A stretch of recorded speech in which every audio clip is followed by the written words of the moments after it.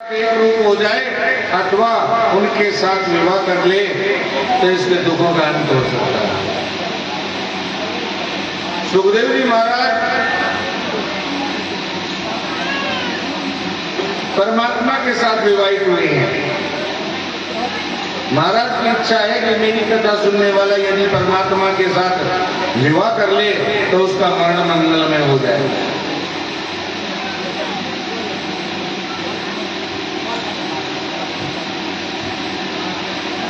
परंतु रुक्मिणी चाहती है कि मेरा विवाह श्री कृष्ण के साथ हो। विवाह में एक सदगुरु की आवश्यकता पड़ती है, इसलिए रुक्मिणी को भी एक सुदेव ब्राह्मण की इच्छा होगी। रुक्मिणी के पिता भीष्म की इच्छा है कि उनकी कन्या श्री कृष्ण को अर्पण करूं, लेकिन उनका पुत्र रुक्मी का आग्रह है कि मैं अपनी बहन शिशुपाल को दूंगा। शिशुपाल का अर्थ है छोटे बालकों के पालन करने में जिसके समय और संपत्ति का नाश हो। शिशुपाल का अर्थ है अति कामी। जब शिशुपाल को इसकी खबर पड़ी कि उसका विवाह रुक्मिणी के साथ होना है, वह पागल हो गया। भगवान की पूजा करते समय कन्या का चिंतन करता है। ये देखकर उसकी माता कहती है कि तू शांति से पूजा नहीं करता, इसलिए विवाह में विघ्न पड़ेगा। जो मुझसे शांति से पूजा करता है, पूजा में ध्यान रखता है, उसे अच्छा फल मिलता है। शिशुपाल मूर्ख है, इसलिए उसे महालक्ष्मी नहीं मिल सकती। महालक्ष्मी तो निष्काम श्री कृष्ण के चरणों में जाएगी। जब शिशुपाल बारात लेकर विवाह करने निकलता है तब रास्ते में अपशकुन होते हैं।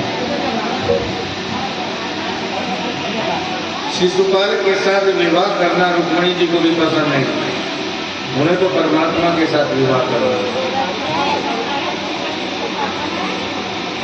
आज रुक्मिणी जी ने 7 श्लोकों में एक पत्र लिखा और उसे सुदेव ब्राह्मण को देते हुए कहा कि हे ब्राह्मण देव, मुझे द्वारिकाधीश के साथ विवाह करना है। आप यह पत्र और मैंने बताए द्वारा सारे शब्दों को उन तक पहुंचा दिया।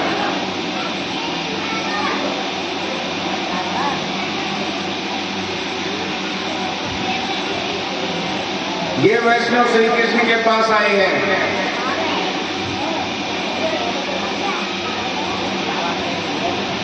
रुक्मिणी जी ने अपने पत्र में बहुत ही सुंदर आख्यान किया है। कहा, प्रभु आप अति सुंदर है, आप निष्काम है। मैंने एक साधु संतों के मुख से आपकी कथा सुनी है। आप साधु संतों के दुख भंजक हैं। मुझे किसी राजा की रानी बनने की इच्छा नहीं है, मुझे निष्काम परमात्मा से विवाह करना है। हे प्रभु, आप निष्काम है, निर्विकारी हैं, मैं आपका एक भाग होगी ना, मुझ पर कृपा कीजिए। बूढ़े ब्राह्मण को विदा करके श्री कृष्ण ने दारुक साध्य को बुलाकर रथ तैयार करवाया।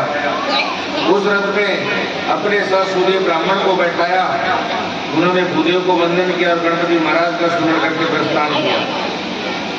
श्री कृष्ण संसार को आदर्श दिखाते हैं कि ईश्वर होकर भी सबका सम्मान करता हूँ, धर्म मर्यादा का पालन करता हूँ, धर्म नहीं छोड़ता। श्री कृष्ण एक ही रात्रि में विदर्भ नगरी पहुंच गए। विदर्भ के लोग द्वारिकाधीश कृष्ण के दर्शन करते हैं।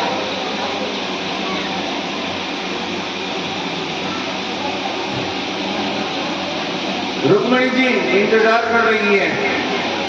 उसी समय पर सुदेव ब्राह्मण पहुंचे। ब्राह्मण को देखकर उन्हें बड़ी प्रसन्नता हुई। उनको देखते ही समझ लिया कि मेरा पूरा काम करके लौटे। सुदेव ने कहा, बेटी चिंता मत करना, मैं परमात्मा को साथ लेकर आया हूं। तो पार्वती की पूजा करने जा रही है, परमात्मा तुम्हें वहीं मिलेंगे।